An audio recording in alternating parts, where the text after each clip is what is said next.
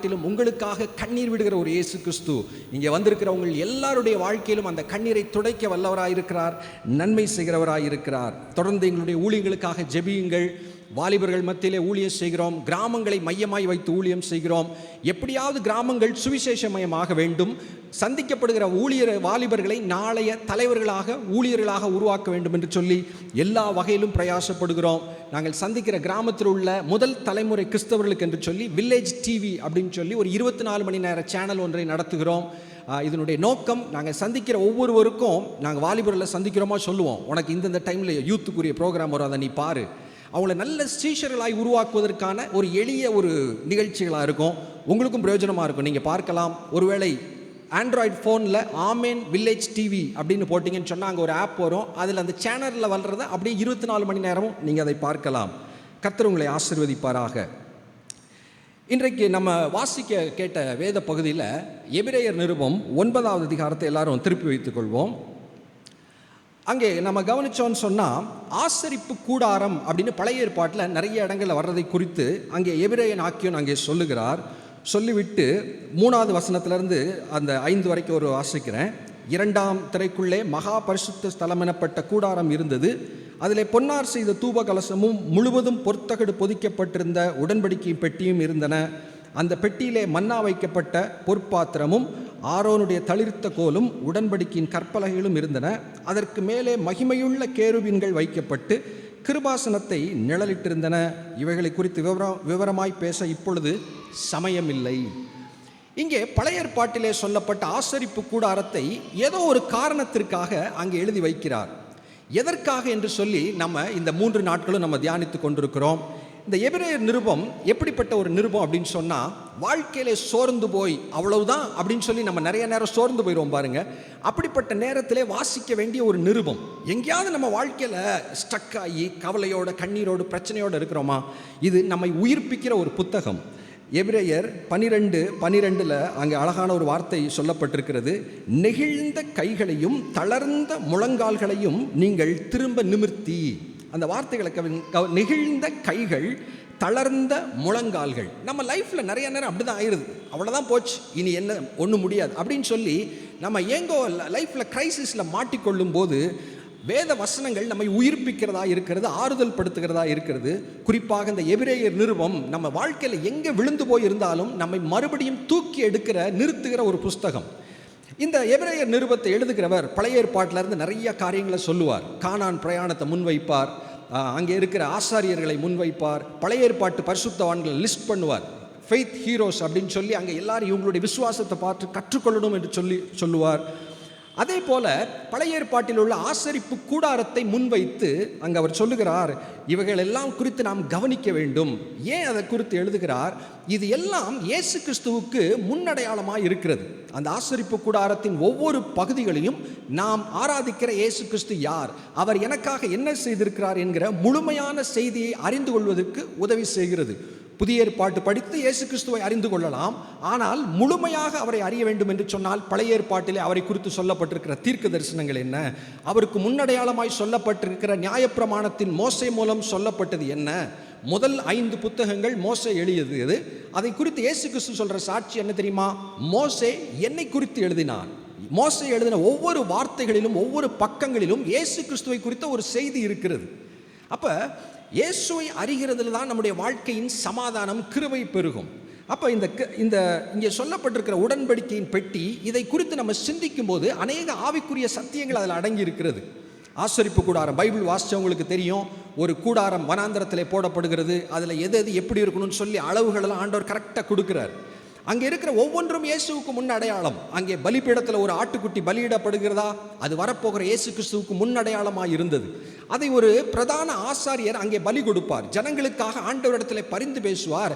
அவர் வரப்போகிற பிரதான ஆசாரியர் இயேசு கிறிஸ்துவுக்கு முன்னடையாளமாக இருக்கிறாங்க. இன்றைக்கு இயேசு கிறிஸ்து உங்களுக்காக எனக்காக அவர் பரிந்து பேசி கொண்டிருக்கிறார். அதற்கு முன்னடையாளமாக இருக்கிறாங்க. ஒவ்வொன்றும் ஏதோ ஒன்றை நமக்கு கற்றுக் கொடுக்கிறது. இந்த ஆசரிப்பு கூடாரத்தின் அடிப்படை என்ன அப்படின்னு சொல்லி நம்ம வெள்ளிக்கிழமை பார்த்தோம். யாத்ராகமம் 25:8 அங்கே இந்த ஆசரிப்பு கூடாரத்தை உண்டு பண்ணு அப்படின்னு சொல்லும்போது அதற்குரிய காரணத்தை சொல்லுகிறார். யாத்ராகமம் 25வது அதிகாரம் 8வது வசனம், அவர்கள் நடுவிலே நான் வாசம் பண்ண.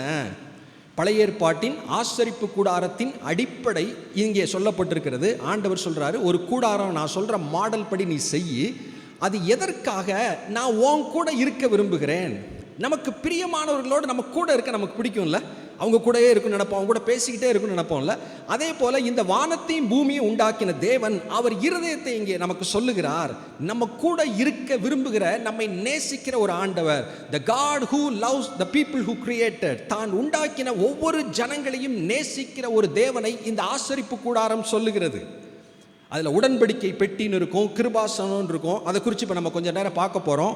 அதை குறித்து சொல்லும்போது அதே அதிகாரம் யாத்திராகம் 25:22 எழுதியிருக்கு, அங்கே நான் உன்னை சந்திப்பேன். I will meet you. உன்னை நான் சந்திப்பேன். கடைசியாக சொல்லுவார், அங்கே நான் உனக்கு கற்பிக்க பொருளில் உன்னோட சொல்லுவேன், உங்கூட பேசுவேன். இந்த ஆசரிப்பு கூடாரம் சொல்லக்கூடிய செய்தி, நாம் ஆராதிக்கிற தேவன், நாம் ஆராதிக்கிற ஆண்டவராகிய இயேசு கிறிஸ்து வாழ்க்கையின் பிரச்சனைகளிலே நமக்கு உதவக்கூடியவர். ஒரு கிரைசிஸ் வந்துருச்சா, வியாதியா, ஒரு கஷ்டமா, இயேசுவே என்று சொன்னால் அவர் விடுதலை கொடுப்பார். அதற்கு மட்டும் அவர் இந்த உலகத்திற்கு வரவில்லை, உங்களையும் என்னையும் தெரிந்து கொள்ளவில்லை. நமக்கு கொடுக்கப்பட்டிருக்கிற அழைப்பு என்ன, கட்டளை என்ன? தேவனை முழு இருதயத்தோடு நேசிக்க வேண்டும். அதுதான் நமக்கு கொடுக்கப்பட்ட முதல் கட்டளை. அது எதுக்காக அவர் கொடுக்கிறார்னா, முதல்ல அவர் உங்களை என்னை ரொம்ப நேசிக்கிறார். உங்களை என்னை அவருக்கு ரொம்ப பிடிக்கும். புரிந்து கொள்ள முடியாத ஆச்சரியமான ஒரு உண்மை, கிறிஸ்துவின் அன்பின் நீளம் அகலம் ஆழம் அப்படின்னு பவுல் சொல்லிட்டு, அறிவு கெட்டாத அந்த அன்பை அறிந்து கொள்ள நீங்கள் வல்லவர்களாக வேண்டும் அப்படின்னு சொல்லி ஜெபிக்கிறார். ஆண்டவர், இந்த உலகத்தை உண்டாக்கினவர் என்னை நேசிக்கிறார் என்கிறதை ஒரு மனிதன் எந்த அளவுக்கு உணர்ந்து கொள்ளுகிறானோ வாழ்க்கை அந்த அளவுக்கு அர்த்தமுள்ளதாக இருக்கும். மறுபடியும் சொல்லுகிறேன், லைஃபுடைய மீனிங்ஃபுல்னஸ், பர்பஸ் அது எங்கே முழுமையாகிறது? தேவன் என்னை நேசிக்கிறார், அவருக்கு என்ன பிடிக்கும், அவரை நான் நேசிக்கணும் என்கிற இந்த எளிமையான அடிப்படை சத்தியத்திலிருந்து தான் கிறிஸ்தவ வாழ்க்கை கட்டப்படுகிறது. இதற்கு அப்பாற்பட்டு அங்கே வேறு எதுவுமே அது சரியாக இருக்காது. நல்லது, இன்னைக்கு நம்ம வாசிக்க கேட்ட பகுதியில் நேற்று தூப பீடத்தை குறித்து பார்த்தோம். ஒவ்வொன்றும் சொல்லக்கூடிய செய்திகள் அப்படின்னு சொல்லி சின்ன சின்ன காரியங்களை அதில் சிந்தித்தோம். இன்றைக்கி நம்ம குறிப்பாக எதை பார்க்க போகிறோம்னு சொன்னால், வாசித்த எபிரேயர் 9வது அதிகாரம், அங்கே உடன்படிக்கை பெட்டி அப்படிங்கிறத குறித்து அங்கே சொல்லப்பட்டிருக்கு. அந்த கூடாரத்தின் ஃபோக்கஸ், நடு மையம் என்ன அப்படின்னா, மகா பரிசுத்த ஸ்தலம் என்கிற இடத்துல ஒரு பெட்டி வைக்கப்பட்டிருக்கும். அதற்குள்ள 10 கட்டளைகள் அடங்கிய கற்பலகைகள் இருக்கும். இன்னும் சில மண்ணா வைக்கப்பட்ட பொற்பாத்திரம் அப்படிலாம் இருக்கும். அந்த பெட்டிக்கு மேலே, அதில் நீங்கள் கவனிச்சிட்டே வந்தீங்கன்னா 5வது வசனத்தில் இருக்குது, 9:5, அதற்கு மேலே மகிமையுள்ள கேருபீன்கள் வைக்கப்பட்டு கிருபாசனத்தை நிழலிட்டிருந்தன. நம்ம கவனிக்க போகிறது இந்த 5வது வசனம். உடன்படிக்கையின் பெட்டி இருக்கிறது, ஒரு பாக்ஸ், அவ்வளவுதான். அந்த பெட்டிக்குள் கற்பலகைகள் இருக்கிறது, தங்க தகடினால் அது மூடப்பட்டிருக்கும். அதற்கு மேலே அந்த 5வது வசனத்தில் பார்த்தீங்கன்னா கிருபாசனம் அப்படின்னு ஒன்று வைக்கப்பட்டிருக்கும். அது ஒன்றுமே இல்லை, சாலிட் கோல்டு, முழுமையாய் தங்கத்தால் செய்யப்பட்ட ஒரு மூடியை போல ஒரு அமைப்பு, ஒரு லிட் இருக்கும். அந்த பெட்டியை அதை வைத்து மூடி இருப்பார்கள். அதற்கு பேர் கிருபாசனம். அங்கே எழுதியிருக்கு, அதற்கு மேலே மகிமையுள்ள கேருபீன்கள் வைக்கப்பட்டு அப்படின்னு சொல்லி எழுதியிருக்கு. அந்த பெட்டி, அந்த கிருபாசனத்திற்கு மேலே 2 தேவ தூதர்களைப் போல அடையாளமாக 2 கேருபீன்கள் சிறகுகளை விரித்தவர்களாக நிழலிட்டு கொண்டிருக்கிற உருவம் அங்கே வைக்கப்பட்டிருக்கிறது அப்படின்னு சொல்லி எழுதுகிறார். இதை எதற்காக இன்றைக்கி நம்ம பார்க்க போகிறோம்? பைபிளில் சொல்லப்பட்ட ஒவ்வொரு டீட்டெயில்ஸும் நம்முடைய ஆவிக்குரிய வாழ்க்கைக்கு தேவையான சத்தியங்கள் அங்கே அடங்கியிருக்கிறது. நம்மை உண்டாக்கின ஆண்டவர் யார் என்பதை நமக்கு சொல்லுகிறது. நம்முடைய வாழ்க்கையில் நான் எப்படி இருக்க வேண்டும் என்கிற காரியங்களை சொல்லுகிறது. இந்த கிருபாசனம் அப்படிங்கிறது எதை குறிக்குது அப்படின்னு சொன்னால், த த்ரோன் ஆஃப் கிரேஸ். தேவன் எப்படிப்பட்டவர், அவர் வீற்றிருக்கிற இடம் எப்படிப்பட்டது என்பதை இந்த வார்த்தை நமக்கு சொல்லுகிறது. நம்முடைய வாழ்க்கையின் பிரச்சனையான நேரத்தில் நாம் ஆண்டவரை தேடி போக வேண்டும். அவர் போனால் என்னை ஏற்றுக்கொள்வாரா? ஐயோ, என்கிட்ட ஒருவேளை சில குறைகள் இருக்கிறதே, அவரிடத்துல போனால் என்னை அவர் கவனிப்பாரா, கேட்பாரா என்கிற கேள்விக்கு இந்த கிருபாசனம் என்கிற ஒரு வார்த்தை நமக்கு பதில் கொடுக்கிறது. எபிரேயர் 4வது அதிகாரம் கடைசி வசனம் 16வது வசனத்தில் எழுதியிருக்கு, ஆதலால் நாம் இரக்கத்தை பெறவும் ஏற்ற சமயத்தில் சகாயம் செய்யும் கிருபையை அடையவும் தைரியமாய் கிருபாசன தண்டையிலே சேர கடவோம். அங்கே 2 விஷயம் போட்டிருக்கு. இரக்கத்தை பெறவும். வாழ்க்கையில் நிறைய நேரம் தேவனுடைய இரக்கம் இல்லாமல் நம்ம ஒன்றுமே செய்ய முடியாது. அந்த இரக்கம் தேவைப்படுகிற நேரத்திலே, ஏற்ற சமயத்திலே சகாயம் செய்யும் கிருபை கிடைப்பதற்கு தைரியமாய் கிருபாசன தண்டையிலே சேர கடவோம். நமக்கு நம்ம வாழ்க்கையில் ஏதாவது குறைகள் இருக்குது, எங்கேயாவது நம்ம ஏதோ ஒரு பாவத்தில் விழுந்துட்டோம் அப்படின்னு சொன்னால் தைரியமாய் நம்ம ஆண்டவரிடத்தில் போக நம்முடைய இருதயம் துணிவு கொள்ளாது. குற்ற உணர்வு இருக்கும். ஐயோ என்கிட்ட இப்படி ஒரு குறை இருக்கே, ஆண்டவரிடத்தில் போனால் என்னுடைய ஜெபத்தை கேட்பாரா என்று சொல்லி நமக்கு அது ஒரு கான்சியஸ் போராட்டமாக இருக்கும் பாருங்க. அந்த இடத்துல தான் சொல்லுகிறார், நமக்கு ஒரு பிரதான ஆசாரியர் இருக்கிறார், தைரியமாய் கிருபாசன தண்டையிலே சேர கடவோம். இன்னைக்கு முதலாவது ஆண்டவர் இதிலிருந்து நமக்கு சொல்லக்கூடிய செய்தி என்ன தெரியுமா? நம்முடைய வாழ்க்கையிலே என்ன நெருக்கங்கள், கவலைகளோ, என்ன தேவையோ அந்த தேவையை தேவனிடத்திலே தெரியப்படுத்த நமக்கு அழைக்கப்படுகிறோம். ஒன்றுக்கும் கவலைப்படாமல், பிலிப்பியர் 4வது அதிகாரத்தில் பவுல் எழுதுகிறார் 5:6, நீங்கள் ஒன்றுக்கும் கவலைப்படாமல் எல்லாவற்றையும் ஸ்தோத்திரத்தோடு தேவனுக்கு தெரியப்படுத்துங்கள். அந்த தெரியப்படுத்துகிற இடத்திற்கு பேர் கிருபாசனம். ஏன் இதை கேட்பாரா? நான் சரியா இல்லையே, குறைவுள்ளவனாக இருக்கிறேன். இல்லை, அது ஒரு கிருபையின் ஆசனம். It is a throne of grace. அங்கே போய் நம்மை தாழ்த்தி உண்மையாய் கேட்கும்போது நம்முடைய வாழ்க்கையின் எல்லா தேவைகளையும் சந்திக்கிற ஒரு தேவனாக இருக்கிறார். வியாதியில் கஷ்டப்படுறீங்களா, குடும்ப பிரச்சனைகளா, ஃபினான்ஷியல் ப்ராப்ளம், என்ன வாழ்க்கையில் உங்களுடைய கஷ்டங்களோ நெருக்கமோ, இந்த வசனம் நமக்கு சொல்லக்கூடிய நிச்சயம் என்ன? அது ஒரு கிருபை ஆசனம், அது ஒரு த்ரோன் ஆஃப் கிரேஸ். ஆண்டவரிடத்தில் நீங்களும் நானும் போகலாம். அதுக்கு முந்தின வசனம் பார்த்தீங்கன்னா, அந்த பிரதான ஆசாரியர் 15வது வசனத்தில் இருக்கும், நம்முடைய பலவீனங்களை குறித்து பரிதபிக்கக்கூடாத பிரதான ஆசாரியர் நமக்கு இல்லாமல் எல்லா விதத்திலும் நம்மை போல சோதிக்கப்பட்டும் பாவமில்லாதவராக இருக்கிற பிரதான ஆசாரியரே நமக்கு இருக்கிறார். இங்கே இந்த எபிரேயர் நிருபத்துடைய ஃபோக்கஸ் என்ன அப்படின்னு சொன்னால், கிறிஸ்துவுக்குள் இருக்கிறவர்கள் சில நேரங்களிலே வாழ்க்கையிலே சோர்ந்து போய் விடுகிறோம், நம்பிக்கை குறைந்து விடுகிறது, பாவத்தோடு உள்ள போராட்டம் நம்மை மேற்கொண்டு விடுகிறது. கிறிஸ்தவ வாழ்க்கையில் பெரிய பிரச்சனை என்ன தெரியுமா? நம்ம அந்த ஸ்ட்ரகிள் வித் சின், பாவத்தோடு இருக்கிற போராட்டம், அது ஒரு பெரிய ஒரு லைஃப் ஃபோக்கஸ். அதை குறித்து கவனிக்க வேண்டும். 2வது அதிகாரத்தில் சொல்லுவார், இவ்வளவு பெரிதான ரட்சிப்பை குறித்து கவலையற்று இருப்போமானால் அப்படின்னு ஒரு வார்த்தையை சொல்லுவார். நம்ம வாழ்க்கையில் எதையோ குறித்தெல்லாம் கவலைப்படுகிறோம். பிள்ளைகளுக்கு என்ன செய்ய போகிறோம், வீடு எப்போ கட்டுவோம் அப்படின்னு 1000 கவலைகள் படுகிறோம். நாம் பட வேண்டிய ஒரு கவலை இருக்கிறது. எபிரேயர் 2:4 பின்பகுதியில் இருக்கு, இந்த இவ்வளவு பெரிதான ரட்சிப்பை குறித்து நாம் கவலை அற்று இருப்போமானால், அதை குறித்து சிந்திக்க நேரம் இல்லை. ரட்சிப்புனா என்ன, அதை நெக்லெக்ட் பண்ணிடுறது, அதை குறித்து ரொம்ப யோசிக்காமல் இருக்கிறது ரொம்ப ரிஸ்க் அப்படின்னு சொல்லி எழுதுகிறார். நம் வாழ்க்கையில் எதை குறித்து பிரதானமாக கவலைப்படணும் தெரியுமா? நான் ஆண்டவருக்கு பிரியமாக இருக்கணும், பாவம் செஞ்சிடக்கூடாது, ஒருவேளை பாவத்தில் விழுந்துட்டா என்ன செய்யணும், இந்த பேசிக் நாலேஜ் நமக்குள் ஒவ்வொரு நாளும் புதுப்பிக்கப்பட வேண்டும். வேத வாசிப்பிலே இது புதுப்பிக்கப்படுகிறது. கொரோனா வந்தது நமக்கு தெரியும், மரணங்கள் அதெல்லாம் நினைச்சாலே நமக்கு பயமாக இருக்குது. ஆனால் நான் சொல்கிறேன், பைபிளில் நமக்கு சொல்லப்பட்டிருக்கிற பாவம் என்கிற கான்செப்ட் கொரோனாவை விட பயங்கரமானது. இது மனிதனையும் தேவனை பிரிக்கிற பயங்கரமான வியாதி. ஒரு மனிதன் இந்த பாவம் என்கிற ஆவிக்குரிய வியாதியோடு இருந்தால் அவனுடைய முடிவு எரிகிற நரகம் என்று வேதம் சொல்லுகிறது, அக்கினி கடல் என்று சொல்லுகிறது. அவ்வளவு பயங்கரமானது. இந்த பாவத்தை குறித்து விழிப்பு நமக்கு தேவை. ஆண்டவர் நமக்கு சொல்லியிருக்கிறார் எதை செய்ய வேண்டும், எதை செய்யக்கூடாது என்று சொல்லி. அதுதான் வாழ்க்கைக்கு நல்லது. ஆனால் பாருங்க, நமக்குள்ள இருக்கிற பலவீனமுள்ள மாம்சம் அதை சரியாக ஏற்றுக்கொள்ள முடியாது. பிசாசு நம்மை விழுங்க அவன் சுற்றி திரிகிறான். அவனுடைய பிளான் என்ன தெரியுமா? தேவன் எதையெல்லாம் செய்யக்கூடாது என்று சொல்லுகிறாரோ, எதெல்லாம் நம்முடைய வாழ்க்கைக்கு காயத்தை ஏற்படுத்துமோ அதை அவன் கவர்ச்சியாய் மாற்றுவான். ஆயிரக்கணக்கான மரங்கள் இருக்கு ஏதேன் தோட்டத்தில், சாப்பிடக்கூடாது என்று விலக்கப்பட்ட கனி ஒன்றுதான், அதை அவன் கவர்ச்சியாய் மாற்றுகிறான். அதை பார்த்துட்டே இருக்க வைக்கிறான், யோசிக்க வைக்கிறான். பாவம் அப்படிதான். நம்ம வாழ்க்கையில் எதை ஆண்டவர் செய்யக்கூடாது என்று விலக்கி இருக்கிறாரோ அவைகளெல்லாம் கவர்ச்சியாய் மாற்றுவது பிசாசனுடைய தந்திரம். அதுதான் லைஃப் மாதிரி இருக்கும். இந்த தப்பு செஞ்சாதான் நம்மளால் நல்லா இருக்குன்னு சொல்லி ஒரு எண்ணங்களை கொடுத்து தப்பு செய்ய வைத்து விட்டு அடுத்து என்ன தெரியுமா நடக்கும்? அங்கே ஆதியாகமத்தில் வாசிக்கிறோம், அந்த பழத்தை சாப்பிட்டு விட்டு அவர்கள் நிர்வாணிகள் என்று கண்டு ஒளிந்து பயந்துன்னு சொல்லி எழுதியிருக்கு. இதுதான் பிசாசுடைய வேலை. தேவனை விட்டு பிரிக்க வேண்டும், தேவன் செய்யக்கூடாது என்றதை செய்ய வைக்க வேண்டும், குற்ற உணர்வுகளுக்குள் நம்மை தள்ள வேண்டும், நிர்வாணி என்று நம்மை உணர்த்தி தேவனை விட்டு ஒளிய வைக்க வேண்டும். இது அவனுடைய பிளான். எப்பயுமே இதை செயல்படுத்தி கொண்டே இருக்க முயற்சி செய்து கொண்டே இருப்பான். பயப்பட வேண்டியதில்லை. நமக்கு வேத வசனம் உண்டு, பரிசுத்த ஆவியானவர் உண்டு. ஜெபிக்கும் போது பாவத்தை ஜெயிக்கிறதுக்குரிய வல்லமை நமக்கு கிடைக்கிறது. இந்த கிருபாசனத்தை நம்ம எப்போ வேணாலும் நெருங்கி சேரலாம். ஐயோ என்கிட்ட இந்த குறை இருக்கே, இல்லை, எனக்காக எல்லாவற்றிலும் சோதிக்கப்பட்ட இயேசு கிறிஸ்து அவர் இந்த உலகத்திற்கு வந்து நீங்களும் நானும் என்னென்ன ஸ்ட்ரகிளை ஃபேஸ் பண்ணுறோமோ அதையெல்லாம் அவர் ஃபேஸ் பண்ணியிருக்கிறார். நம்முடைய இருதயம், நம்முடைய போராட்டங்கள் அவருக்கு புரியும். அதனால் பிதாவாகிய தேவனுக்கு முன்பு நமக்கு அவர் பரிந்து பேசுகிறார். அதுதான் இந்த கிருபாசனம் என்பதை நமக்கு நினைவுபடுத்துகிறது. வாழ்க்கையின் சந்தோஷம் எங்கே தெரியுமா இருக்குது? பரிசுத்தமாக வாழ்கிறது. இதை பிசாசு அவ்வளோ ஈஸியாக நம்ப விட்டுற மாட்டான். பாவத்தில் தான் சந்தோஷம்னு அவன் பொய் சொல்லிக்கொண்டே இருப்பான். நம்ம வாசிக்க கேட்டோம் அருமையான சங்கீதம் 32.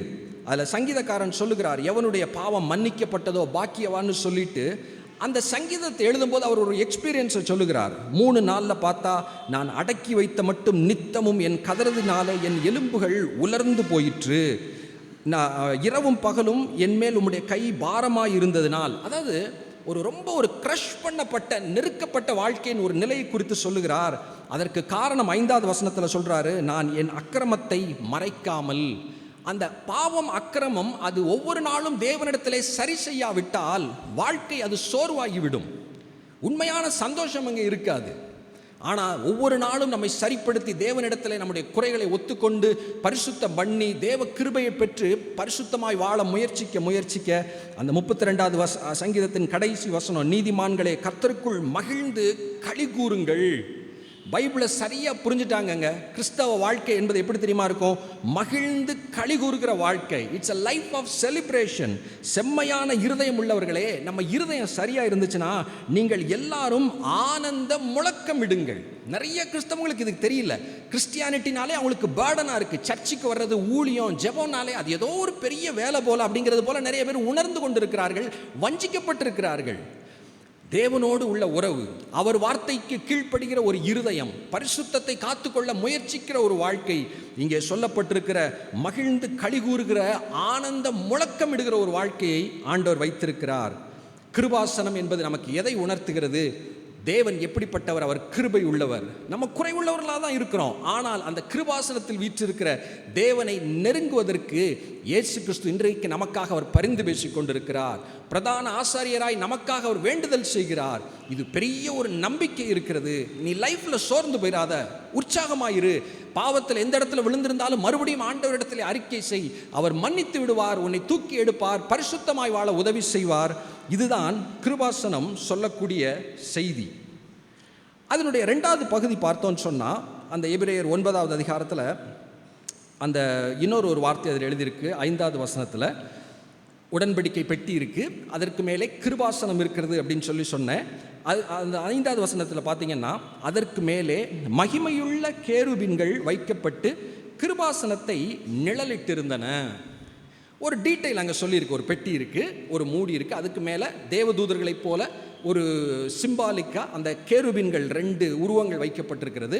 உள்நோக்கி முழங்கால் படியிட்டு சிறகுகளை விரித்த மாதிரி 2 அமைப்புகள் கேருபீன்களை அங்கே செய்யணும்னு ஆண்டவர் சொல்லி வச்சிருக்கிறார். இப்படி ஒரு டீட்டெயில் பைபிளில் இருக்கும்போது நம்ம வாசிச்சுட்டு போயிடக்கூடாது. அங்கே என்ன எழுதியிருக்கு? அதற்கு மேலே மகிமையுள்ள கேருபீன்கள் வைக்கப்பட்டு கிருபாசனத்தை நிழலிட்டிருந்தன அப்படின்னு இருக்கு. நான் மறுபடியும் சொல்லுகிறேன், இதை வாசித்து அப்படியே போயிட்டோன்னா வேஸ்ட். கேட்க வேண்டும், எதற்காக இது வைக்கப்பட்டிருக்கிறது, எதற்காக இந்த 2 கேருபீன்கள் அங்கே வைக்கப்பட வேண்டும், நிழலிட்டிருக்கின்றன அப்படின்னு ஒரு வார்த்தை இருக்கே, அது எதற்குன்னு கேட்டிங்கன்னா உங்கள் ஆவிக்குரிய வாழ்க்கைக்கு ஒரு ஆசீர்வாதம் அங்கே இருக்கிறது. நல்லது, அது என்னன்னு சொல்லி பார்ப்போம். இந்த கேருபீன்கள் யார் அப்படின்னு சொன்னால், தேவதூதர்கள்.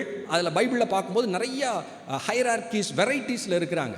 தேவதூதர்கள் இட்ஸ் அ ரியாலிட்டி. நம்ம கண்கள் திறக்கப்பட்டால் ஒரு தீர்க்கதரிசியும் ஒரு கூட இருக்க அசிஸ்டண்ட்டையும் பிடிப்பதற்கு ஒரு பெரிய ஒரு ஆர்மியை வரக்கூடிய ஒரு காலத்தில், எலிசாவின் காலத்தில் அவருடைய கண்கள் திறக்கப்படும் போது அக்கினிமயமான ரதங்கள் சூழ்ந்திருக்க பார்த்தான் அப்படின்னு சொல்லி ராஜாக்கள் எழுதியிருக்கும் பாருங்களேன். அது உண்மை. உங்களையும் என்னையும் காப்பதற்கு இந்த பணிவிடை தூதர்கள் என்று சொல்லி ஆண்டவர் வைத்திருக்கிறார். நம்ப முடியாத ஆச்சரியம். நம்ம என்ன பெரிய கலெக்டரா, நமக்கு பிஏ மாதிரி அவங்கள பாதுகாக்க? ஆண்டவர் வைத்திருக்கிறார். ஆண்டவர் உங்களை என்னை நேசிக்கிறார். நம்ம கல்லில் இடர்னா ஆண்டவருக்கு கவலையாக இருக்குது. நம்ம பிள்ளைக்கு ஐயோ காலில் ஏதாவது குத்திட்டா பெற்றோர் கவலைப்படுவதை போல தேவன் தம்முடைய பிள்ளைகளுக்காக கவலைப்படுகிறார். பேதுரு சிறைச்சாலையில் அங்கே அடுத்த நாள் கொல்லப்படுறதுக்கு வெயிட் பண்ணிக்கிட்டு இருப்பார். ஒரு தேவதூதன் கேட்டெல்லாம் திறந்து விட்டுருவார், செயினெல்லாம் விழுந்துரும்.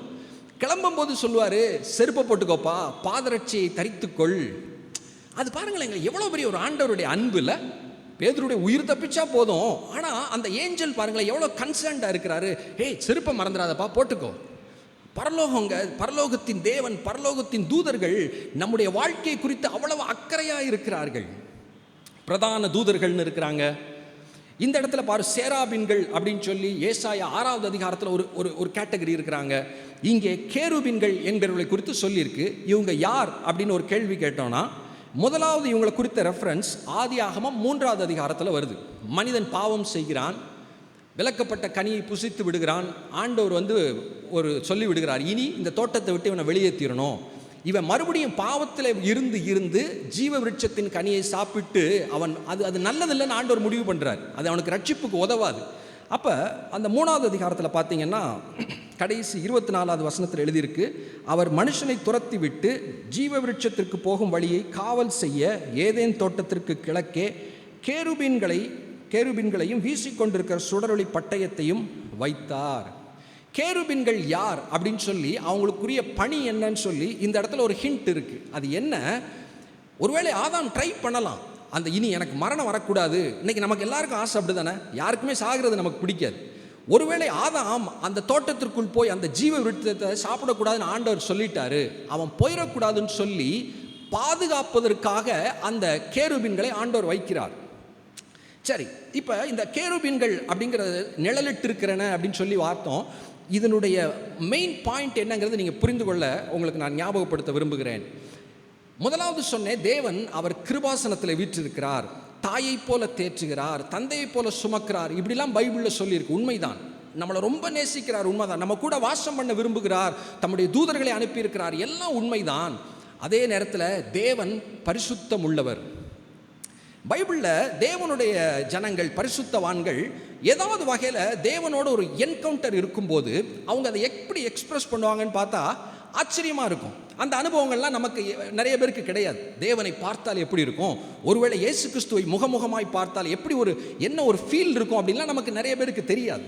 ஆனால் பைபிளில் அதற்குரிய சாட்சிகள் இருக்கிறது. யோவான் அப்போஸ்தலன் இருக்கிறார், இயேசு கிறிஸ்துவின் மார்பிலே சாய்ந்திருந்த பிரியமான ஒரு அப்போஸ்தலன். அவ்வளோ ரொம்ப க்ளோஸாக இருப்பார் அவர் பூமியில் இருந்த நாட்களில். ஆனால் இயேசு கிறிஸ்து மரித்து உயிர்த்தெழுந்த பின்பு யோவான் ஊழியம் செய்கிறார், ஊழியத்து நிமித்தம் பத்மு தீவில் அடைக்கப்படுகிறார், வெளிப்படுத்தின விசேஷத்தை அங்கேருந்து எழுதுகிறார்.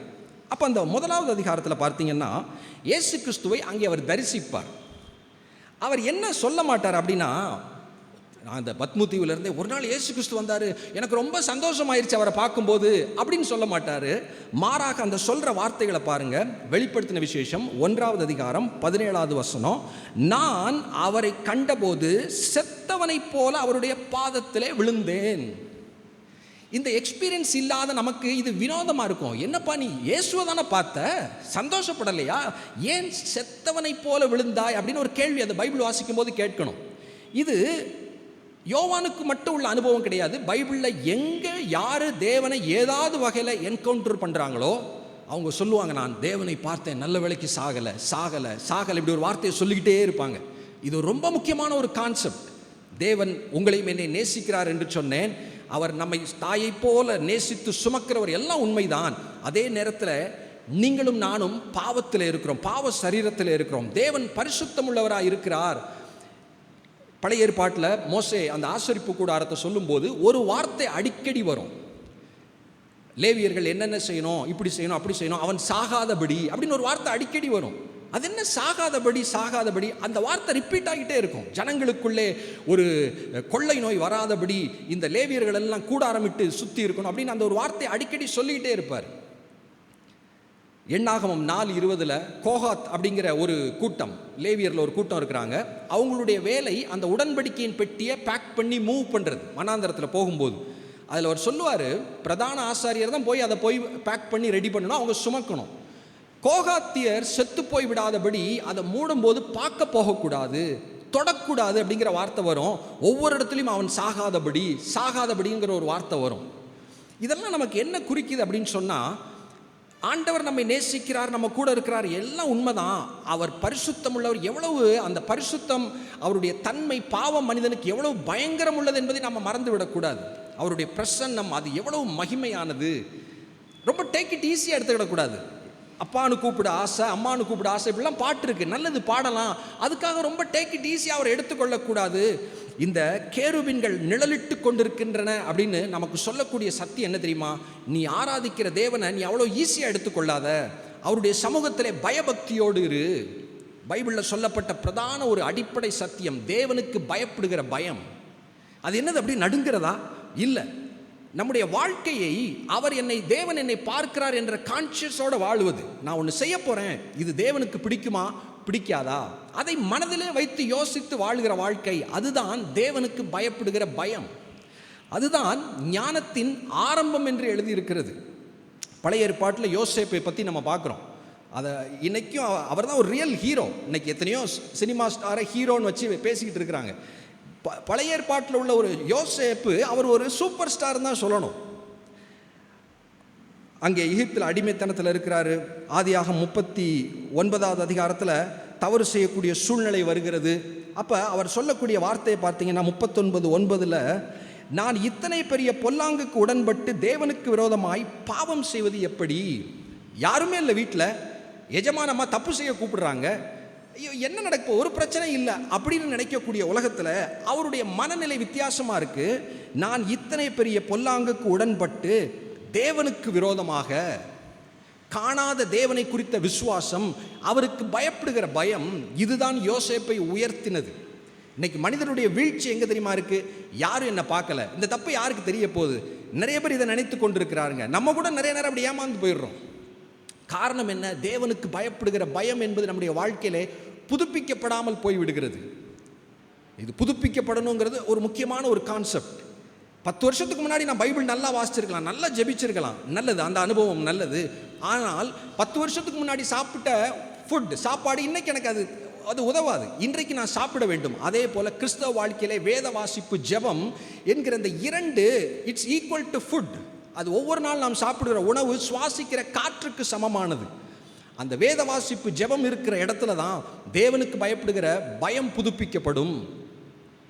இல்லாவிட்டால் அந்த கான்சியஸ் மறந்துடும். வசனம் ஞாபகம் இருக்கும், அது ப்ராக்டிக்கலாக அப்ளை ஆகாது. நம்ம பாட்டுக்கு எங்கேயோ போயிட்டு இருப்போம். உடன்படிக்கையின் பெட்டி நமக்கு ஞாபகப்படுத்துறது என்ன? தேவன் நம்மோடு பேச விரும்புகிறார். கேருபீன்கள் மத்தியிலிருந்து நான் உன்னோடு பேசுவேன், அங்கே நான் உன்னை சந்திப்பேன். ஆசரிப்பு கூடாரம் சொல்லுகிற செய்தி என்ன? உன் கூடவே நான் டென்ட் போட்டு இருக்க விரும்புகிறேன். நீ உன்னுடைய வாழ்க்கையின் எந்த காரியமானாலும் என்கிட்ட நீ சொல்லலாம். இதுதான் உன் வாழ்க்கையின் ஆசீர்வாதம் என்பதை இந்த உடன்படிக்கையின் பெட்டி நமக்கு ஞாபகப்படுத்துகிறது. இந்த கேருபீன்கள் நமக்கு ஞாபகப்படுத்துறது என்ன? இந்த தேவன் மகா பயங்கரமுள்ள தேவன் என்பதை மறந்து விடாதே. அந்த பெட்டியை தொற்றக்கூடாது, செத்து போயிடாத. ஊசா என்கிறவன் தொட்டதை நம்ம வாசிக்கிறோம் தாவீதின் காலத்தில். நல்ல மனிதன் ஊசா, எதுவும் தப்புலாம் செய்யலை, கெட்ட மனிதெல்லாம் கிடையாது. அங்கே அந்த உடன்படிக்கை பெட்டி எடுத்துகிட்டு கொண்டு போகிறாங்க. தாவீது ஒரு விஷயத்தை மறந்துட்டார், இதை லேவியர்கள் சுமக்க வேண்டும் என்பதை மறந்து விட்டு திடீர்னு அவராக யோசிக்கிறார், நல்ல புது வண்டியில் ஏற்றுவோம் அப்படின்னு சொல்லி வசனத்திற்கு மாறாக செயல்பட்டு விடுகிறார். ஒரு இடத்துல அந்த வண்டியிலேருந்து பெட்டி விழுவதை போல இருக்குது.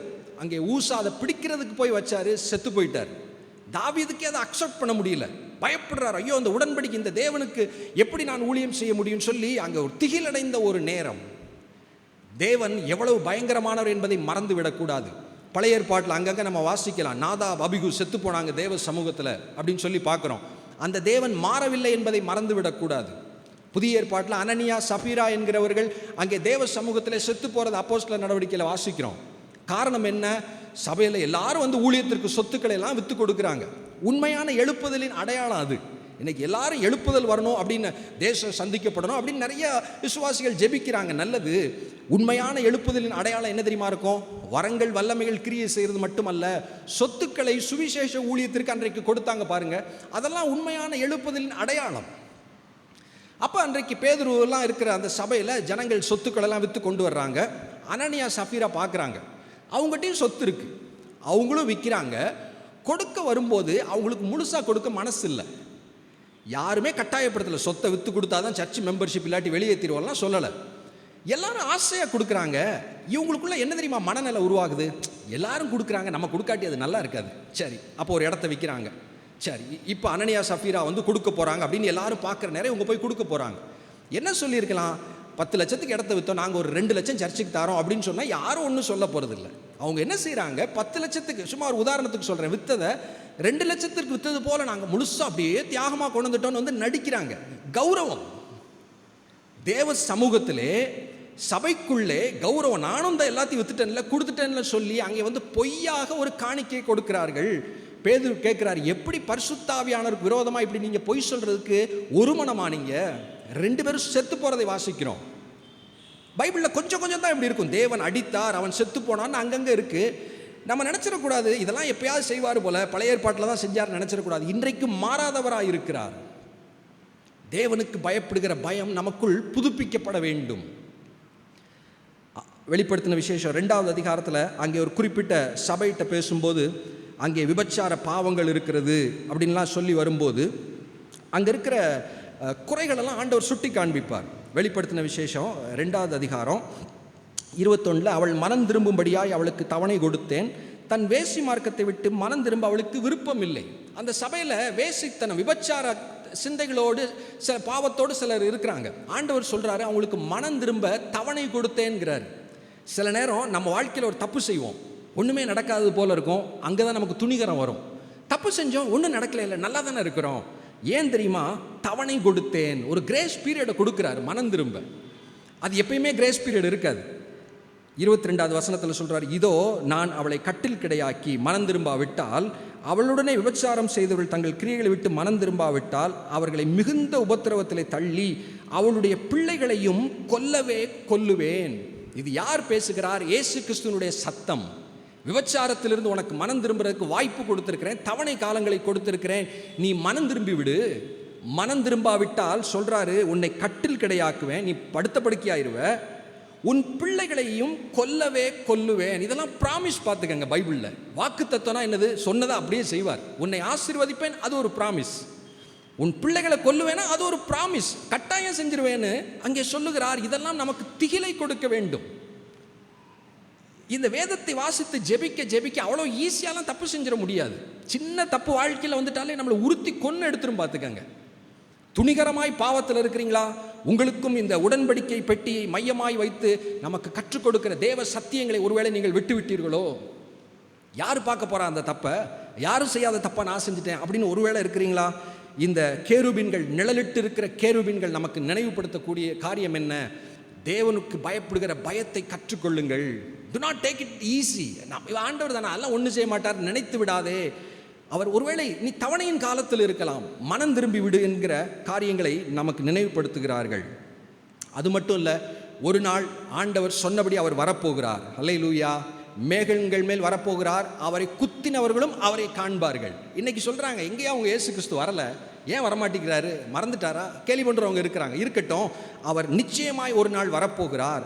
அந்த வரப்போகிற நாள் எப்படி இருக்கும் அப்படின்னு சொல்லி வெளிப்படுத்தின விசேஷம் 6வது அதிகாரத்தில் கடைசி பகுதியில் எழுதியிருக்கு.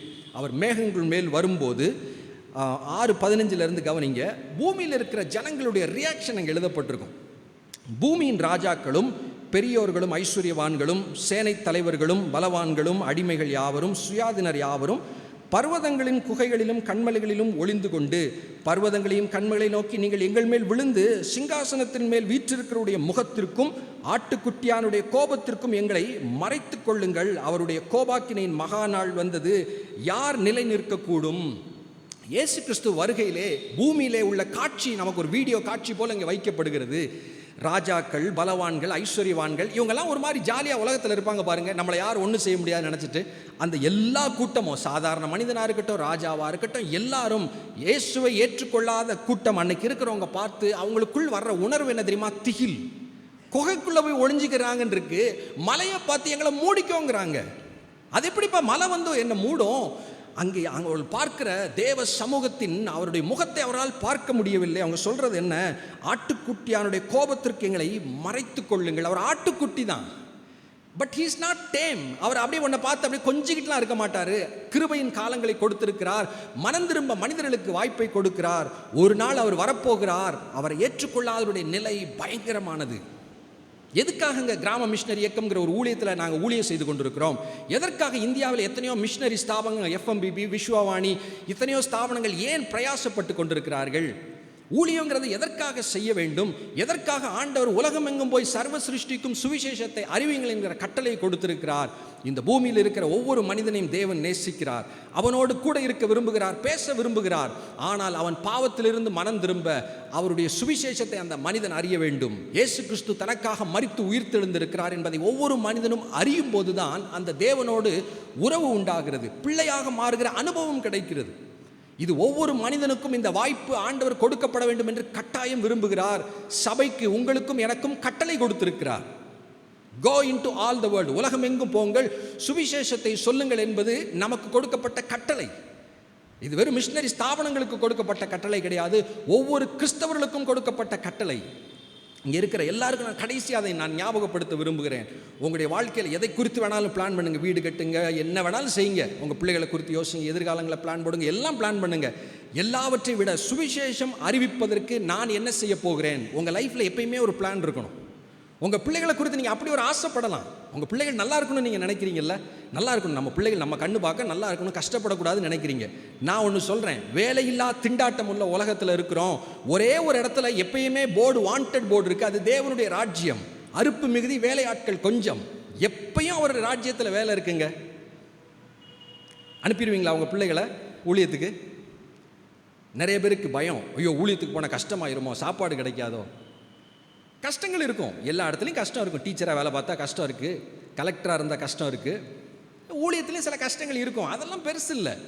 ஆனால் சில ப்ராமிஸ், எங்கேயுமே இல்லாத ப்ராமிஸ் ஆண்டவர் கொடுக்குறார். பேதுரு சொல்கிறார், ஆண்டவரே எல்லாவற்றையும் விட்டு வந்தோமே, எங்களுக்கு என்ன கிடைக்கும்? உபத்திரவம் இருக்கும்பா, அதோடு கூட என் நிமித்தம் நீ எதையாவது விட்டு வந்தேன்னா நூறத்தனையாய் திரும்ப கிடைக்குன்னு ஒரு ப்ராமிஸ் வேறு எங்கேயுமே இல்லைங்க. நீங்கள் கிறிஸ்தவ வாழ்க்கையில் எவ்வளோ பெரிய வியாபாரம் பண்ணி பாருங்கள், திறமையாக படிங்க, லட்சங்கள் சம்பாதிங்க, இந்த 100-fold blessingங்கிறது சுவிசேஷ ஊழியத்திற்காக தன்னை அர்ப்பணிக்கிறவர்களுக்கு ஆண்டவர் கொடுக்குற ஆசீர்வாதம் இது வேறு எங்கேயுமே கிடையாது. முந்தின நாள் நான் சொன்னேன் நினைக்கிறேன், இந்த ஊழியத்திற்கு வரும்போது 2003 72 லட்சம் கடனோடு ஊழியத்துக்கு வந்தேன். குடும்பத்தில் அவ்வளோ பெரிய ஸ்ட்ரகிள். நிறைய பேர் திட்டினாங்க, இவ்வளோ கடனை வச்சுட்டு உங்கள் அப்பா விட்டுட்டு ஊழியத்துக்கு போறியப்பா, உனக்கெல்லாம் பொறுப்பு இல்லையா, பைபிளில் இப்படியா சொல்லியிருக்கு. சில பிரியமான கிறிஸ்தவங்க கேட்டாங்க, நல்லது. ஆனால் ஆண்டவர் அற்புதம் செய்தார். ஊழியத்திற்கு வந்து ஒரு வருடத்திற்குள் 72 லட்சம் கடன் அற்புதமாய் முடிஞ்சது. எங்கிட்ட அது கட்டுறதுக்குரிய திராணிகள்லாம் இல்லை. சட்டங்கள் மாறினது, கவர்மெண்ட் புது ஸ்கீம் போடுது, 37 லட்சம் கட்டுற இடத்துல 48,000 கட்டுங்க, வெய்வர் பண்ணுறோம், ஹோல் லோன் அப்படின்னு ஒரு ஆர்கனைசேஷன்லேருந்து வருது, கவர்மெண்ட் ஸ்தாபனத்திலேருந்து. நமக்கு என்ன தேவையோ சட்டங்கள் எல்லாம் நமக்காக ஆண்டவர் ஏற்ற ஆரம்பித்து விடுவார். இங்கே இருக்கிற உங்களுடைய வாழ்க்கையில் ஏதாவது பிரச்சனைகள் இருக்குதா, நெருக்கங்கள் இருக்கா? நான் சொல்கிறேன், முதலாவது தேவனையும் தேவனுடைய ராஜ்யம் அவருடைய காரியத்திற்கென்று பிளான் போடுங்க, செயல்பட்டு பாருங்க. நான் சொல்கிறேன், அடுத்த 5 ஆண்டு திட்டங்கள்னு கவர்மெண்ட் போடும்போது உங்களுக்கு ஒரு நபருக்காக ஆண்டவர் ஒரு பிளான் போடுவார். என்னுடைய ஊழியத்தில் ஒரு சகோதரர், என்ன போல அவருக்கும் கடன், வீட்டை விட்டு வெளியே வந்துட்டார், நிறைய போராட்டங்கள். அது வரைக்கும் இல்லாத புது சிஸ்டம் ஒன்று வருது, கவர்மெண்ட்ல இருந்து ஒரு நோட்டீஸ் வருது. பாகிஸ்தானில் 30-25 வருஷத்துக்கு முன்னாடி இந்த வாரில் பங்கு பெற்றவங்களுக்கு 2 லட்சம்னு கலெக்டர் அறிவிச்சிட்டார். கடன் ஃபுல்லாக அந்த வீட்டில் எங்களுடைய ஊழியர் குடும்பத்தில் சரியாயிருச்சு. இதெல்லாம் சர்வ சாதாரணமாக இருக்கும். ஆண்டவருக்கு ஊழியம் செய்கிற இடத்துல நூறத்தனையான ஆசீர்வாதங்கள் என்கிற ஒரு இடம் இருக்கிறது. அருமையான இந்த திருச்சபைக்கு நான் கேட்டுக்கொள்வது, உங்களுடைய வாழ்க்கையின் ப்ரையாரிட்டி இயேசுவை அறிகிற அறிவு, அவருக்கு பிரியமான ஒரு வாழ்க்கை வாழ்வது, அவரை மற்றவர்களுக்கு சொல்ல வேண்டும் என்கிற ஆசை, இதெல்லாம் உங்கள் லைஃப்பில் இந்த லெந்து காலங்களில் பில்ட் பண்ணுங்க, வளருங்க, செயல்படுத்தி பாருங்க. உங்கள் லைஃபுடைய அதனுடைய குவாலிட்டியே மாறும். அது நிறைவானதாக இருக்கும், கொண்டாட்டம் நிறைந்த வாழ்க்கையாக இருக்கும், அது மகிமை நிறைந்த வாழ்க்கையாக இருக்கும். கண்களை மூடி நம்ம ஜெபிக்கலாம்.